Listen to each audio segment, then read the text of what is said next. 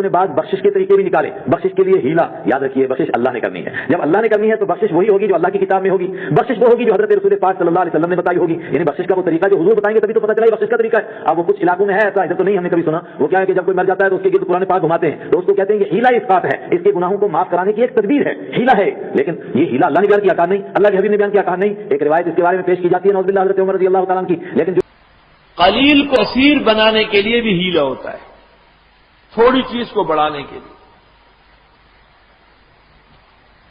اور اسی سے وہ ہیلا نکلا ہے جو کہلاتا ہے الہیلہ للاسقاط. یاد رکھنا کہ فدیۃ الصلاۃ اور فدیۃ الصوم متفق علیہ مسئلہ ہے کہ مرحوم کے ذمہ جو حقوق واجب ہیں ان کی ادائیگی ضروری ہے, خواہ عباد کے ہوں یا رب العباد کے ہوں. حقوق کا مطلب یہ ہوا کہ نابالغ پر نہیں ہے, غریب اور مسکین پر نہیں ہے.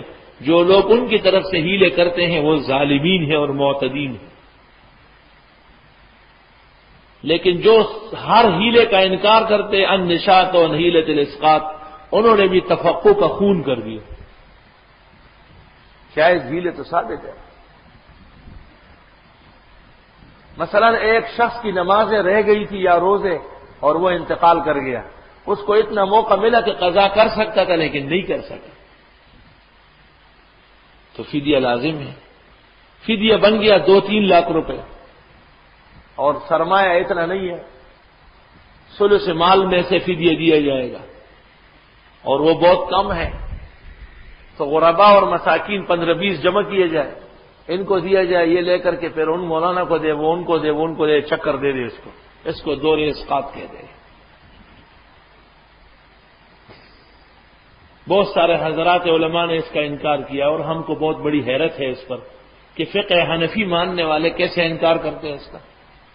بحر میں یہ طریقہ موجود ہے, نہر میں یہ طریقہ موجود ہے, فتاوی شام میں یہ طریقہ موجود ہے, تنویر الافسار میں موجود ہے, در مختار میں موجود ہے, غایت الاوتار میں موجود ہے. ساری کتابیں فقہ حنفی کی بری پڑی ہے. کون 1-2 مشائخ کے لیے پورا مذہب چھوڑ رہا. فتاوی شام کتاب المریض کے اخیر میں ہے کہ جب فدیہ کم ہے اور نمازیں اور حقوق زیادہ ہے تو قلیل کو کثیر کرنے کے لیے یہبہ الولی للفقیر, ولی فقیر کو دے, ثم یاخذہ عنہ ثم یہبہ ثم یاخذ ثم حتی یقضی عن ذمتی, یہاں تک کہ سارا ساقط ہو جائے. اسی کو تو دور کہتے ہیں. الثابت بالکتاب والسنہ, اور ہیلۃ الاسقاط بالکل ثابت ہے. انکار کرنے والے بھی غلطی پر ہے, اور بغیر تشریح اور بغیر وضاحت کے ہیلا ہر شخص کا سمجھنا اپنے مسئلے کی عزت انہوں نے بنائی ہے, یہ بھی غلط طریقہ ہے.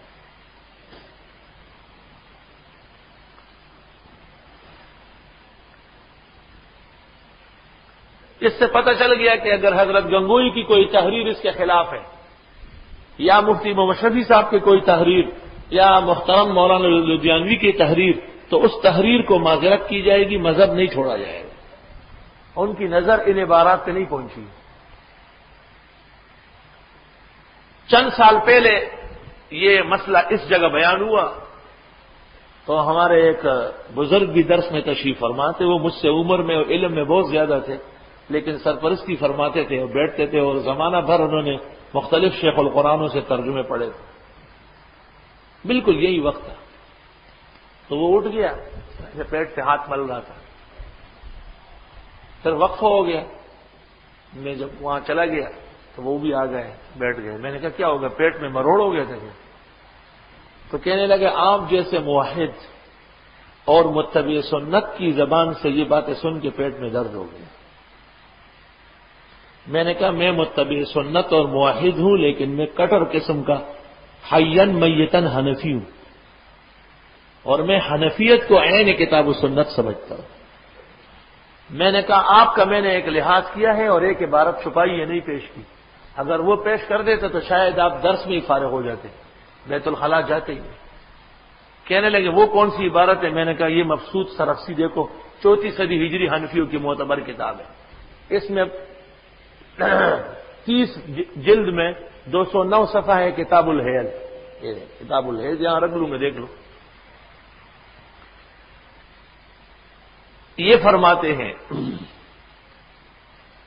کہ فَإِنَّ الْحِيَلَ فِي الْأَحْكَامِ الْمُخَرَّجَةِ عَنِ الْإِمَامِ جَائِزَةٌ عِنْدَ جَمْهُورِ الْعُلَمَاءِ.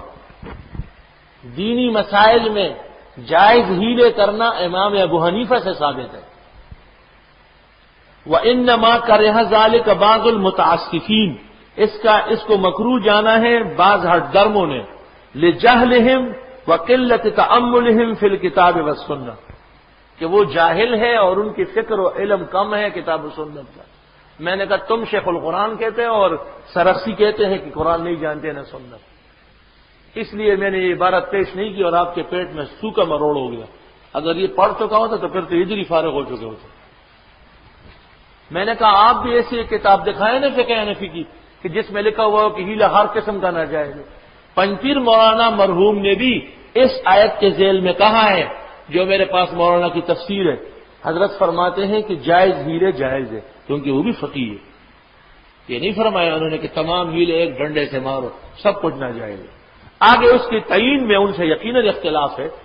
بہت سارے ہیلے جن کو ہم جائز سمجھتے ہیں مولانا اس کو جائز نہیں کہتے، لیکن اصولی طور پر وہ اس بات پر متفق ہے کہ جائز ہیلے جائز ہے. فَإِنَّ الْحِيَلَ فِي الْأَحْكَامِ الْمُخَرَّجَةِ عَنِ الْإِمَامِ ثابتت جائزۃ عند جمہور العلماء وانما کرہ ذلك بعض المتعصفین لجہلهم وقلۃ تأملهم في الكتاب والسنة. آگے شروع کر دیا والدلیل علی جواز من الکتاب قوله تعالی وخذ بیدک ضغثا. تمام آیات اور احادیث سب جمع فرمائیے. مبسوط سرخسی جلد 30 صفحہ 209.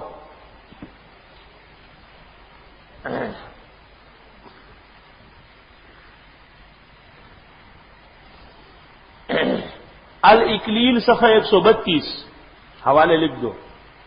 احکام القرآن جساس جلد 3 صفحہ 176.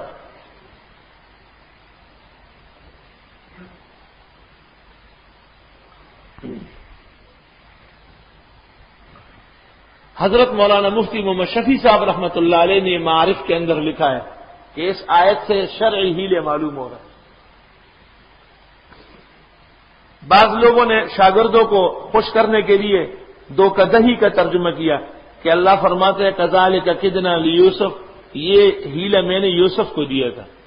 تو جائز تھا نا، یوسف علیہ السلام کو ہیلہ مل گیا، امت کو قرآن شریف ملا تو ہیلے پہنچ گئے. اب آپ اختصاص کی دلیل لا کے پیش کریں. منع کے لیے دلیل ضروری ہے، قیامت تک کوئی نہیں لا سکتا. نئی شریعت آپ کو بنانی پڑے گی جو اس موجودہ شریعت کے علاوہ، ورنہ آپ ہیلوں کا انکار نہیں کر سکتے. قرطبی نے تو عجیب بات لکھی ہے. اس نے کہا ہے کہ یہ جو ہم نکاح کرتے ہیں یہ تو ہیلا ہے کہ ایک عورت کے استعمال کے لیے اس کی اجازت، ہماری اجازت، دو گواہ، مہر مقرر ہو گیا، زنا سے نکاح بن گیا. ہیلا ہے نا، شرعی ہیلا.